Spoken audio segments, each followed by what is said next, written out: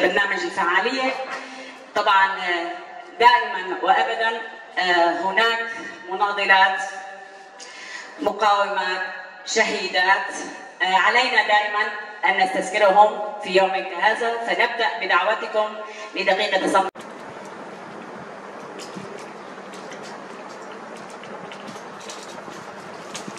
هي قراءة المحور من قبل الأستاذة هيفين موسى. طبعا ضمن حملة بتحالف النساء سنبني سوريا حرة ديمقراطية لا مركزية، والندوة تحت شعار عدالة المرأة ضمان لدستور سوري ديمقراطي. منظمة التمثيل النسائي في المؤسسات التشريعية والتنفيذية تكون قادرة على المساءلة والتصحيح. إدراج النساء في لجان صياغة الدستور، العدالة الانتقالية ومفاوضات السلم الأهلي بوصفهن طرفا مؤسسا لا مجرد ممثلات رمزيات في الثورة وتحرير المجتمع، ودورها في الدستور يتجلى في تمكينها من المشاركة الفعالة في بناء مجتمع ديمقراطي حر ومتساوي تسوده العدالة والندية في كافة المجالات بما في ذلك مواقع صنع القرار. حابة تعمل مداخلة تشير بإيدها. كان من علاقات دبلوماسية مؤتمر ستار. بحب أحكي عن دور المرأة في الدستور، أنه يكمن في تحقيق المساواة بين الجنسين وضمان حقوقها السياسية والاجتماعية والاقتصادية مثل الحق في العمل والتعليم والرعاية الصحية والمشاركة السياسية. يهدف الدستور إلى الاعتراف بمكانة المرأة كركيزة أساسية في بناء المجتمع وتوفير الحماية القانونية والاقتصادية والاجتماعية لها، مع التأكيد على مبدأ المساواة في الحقوق والفرص دون تمييز. الأدوار الحقوقية والتشريعية للمرأة في الدستور: لقد جردت المرأة السورية من حقوقها المكتسبة في مجالس الشعب. في مجالس الشعب القديمة كان للمرأة أكثر من 10 مقاعد، اليوم لم يبقى لها سوى 3 مقاعد، جردت من حقوقها المكتسبة. أتمنى أن الدستور الجديد تحترم المرأة وتحترم دورها في يوم الإعلام البلجيكي.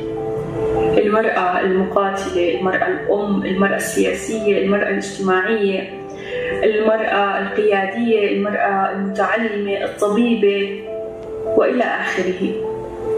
المرأة يلي غيرت بوصلة الوجهة يلي كانوا راسمينها للمرأة بالمنطقة.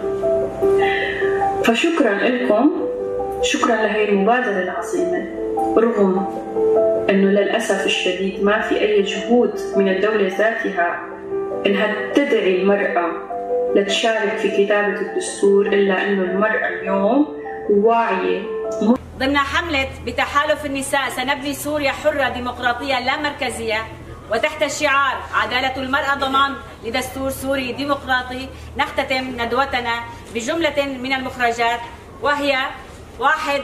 توحيد صفوف النساء السوريات في مختلف المكونات لبناء تحالف نسائي وطني واسع وقادر على التأثير في مستقبل البلاد. 2. النضال من أجل دستور ديمقراطي يضمن المساواة التامة بين الجنسين ويكفل حقوق المرأة السياسية والاقتصادية والاجتماعية. 3. الدفاع عن مكتسبات المرأة في شمال وشرق سوريا ويضعها منجزا وطنيا يخص جميع السوريات والسوريين. 4.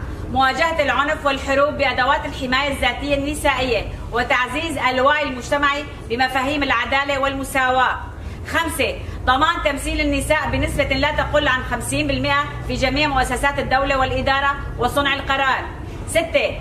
بناء شبكة تضامن نسوية إقليمية ودولية لإيصال صوت النساء السوريات إلى العالم وتوسيع دوائر الدعم الدولي لقضيتها. 7. وضع هيئات مستقلة لوضع دستور ضامن لعدالة المرأة. 8. ضمان توفير تعليم مجاني وجيد ويرجح تمكين وتدريب ودعم المرأة لريادتها الأعمال لضمان استقلال المرأة. تأهيل لجان، طبعا 9. تأهيل لجان لرعاية الأسرة